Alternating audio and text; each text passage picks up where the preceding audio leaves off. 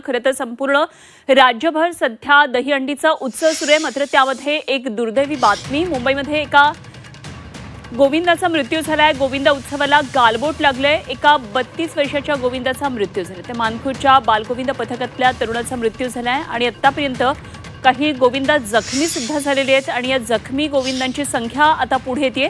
दुपारी 3 वाजेपर्यंतची ही आकडेवारी आहे। आतापर्यंत 30 गोविंदा आज दहीहंडी उत्सवामध्ये जे सहभागी झाले होते त्यापैकी 30 गोविंदा हे जखमी झालेले आहेत। सध्या मुंबईमधल्या वेगवेगळ्या रुग्णालयांमध्ये त्यांच्यावर उपचार सुरू आहेत। तर या संदर्भातली आणखी आकडेवारी पुढे येते। या गोविंदांमध्ये काही जण जखमी आहेत आणि या जखमींवर सध्या वेगवेगळ्या रुग्णालयांमध्ये उपचार सुरू आहेत।